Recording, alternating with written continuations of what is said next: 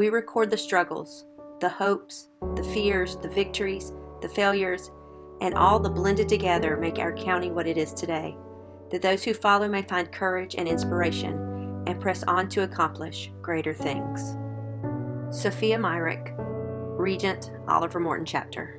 In the early afternoon of Wednesday, February 22, 1922, in the small town of Gray, Georgia, a number of prominent women met at the home of Mrs. F. Holmes Johnson, organizing regent for a new local chapter of the Daughters of American Revolution in Gray.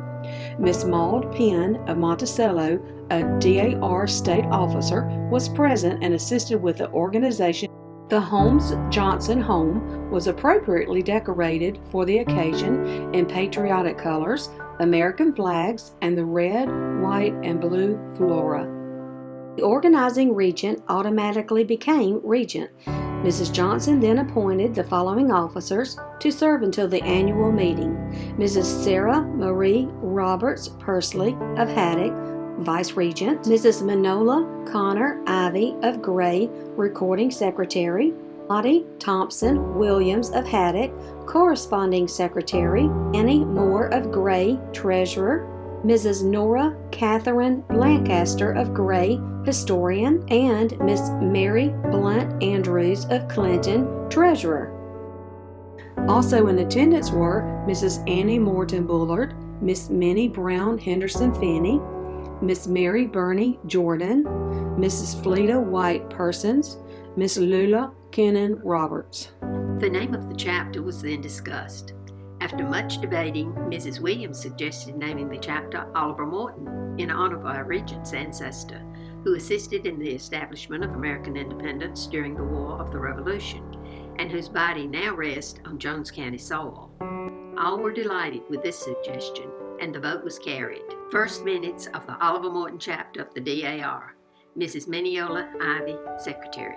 1 century after these 12 inspiring women entered into their service to God, home, and country, we will take the opportunity to look back at all this chapter has accomplished. The Oliver Morton Chapter was organized to further the purpose of the National DAR, which is patriotism, preserving American history and education. In the 1930s, the Oliver, as it was called by locals, was asked to take on the task of writing a county history. In just over 5 years, they compiled 690 pages. Old Clinton, one of the lost towns of Georgia, was the scene of the unveiling of a bronze tablet on Sunday afternoon, June the 9th, on an old stone for the nearby historic tanyard. Little Harriet Roberts and Morton Boyette, descendants of the Revolutionary soldiers and of pioneer settlers of Clinton, assisted with the unveiling.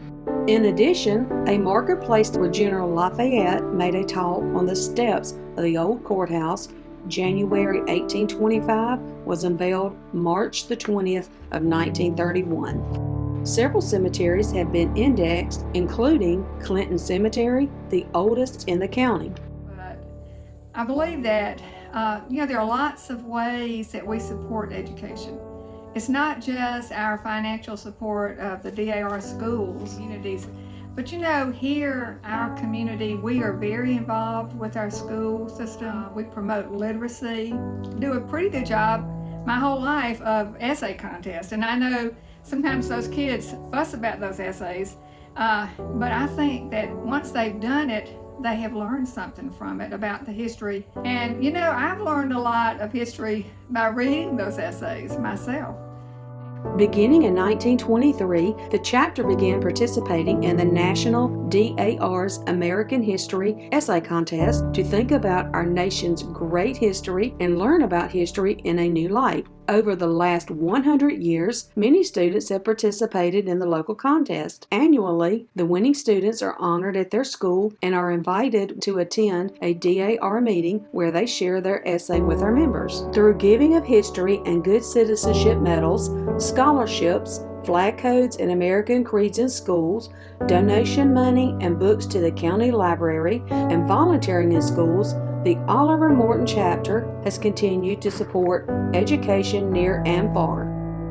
But the achievement which I wish to brag about is our Morton Johnson Scholarship Fund given each year to deserving college students.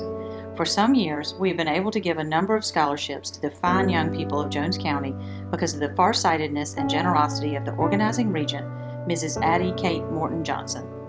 This year, we will be awarding 8 $1,000 scholarships. This to us is our crowning achievement. Ramona S. Porter, Regent, Oliver Morton Chapter. Another aspect that we like to support is patriotism. We really like to focus on our veterans, and we support the VA hospital and do activities and things like that, sending monetary gifts and packages and we have supported this last Christmas Wreaths Across America, and that was a real touching ceremony, and it meant a lot to everybody that participated in that.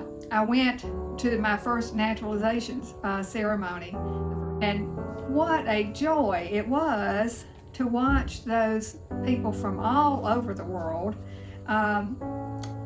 receive their citizenship. And they just were overcome with emotion, and we were for them as well. First time that those new citizens stood up and recited the Pledge of Allegiance to their flag, which we had always taken for granted, was really moving to me. Providing refreshments, and we got to visit with them, and that was so much fun just to hear their stories. Every new citizen has a story, and those stories tell us a little bit about, this hodgepodge of what it means to be an American. With 100 years of service behind Oliver, faces the future with greater determination to perpetuate the spirit and memory of those who won the American independence by erecting monuments celebrating history of our country, the noble heritage fought and died for by our forebears. In this way, we better serve our community, state, and nation.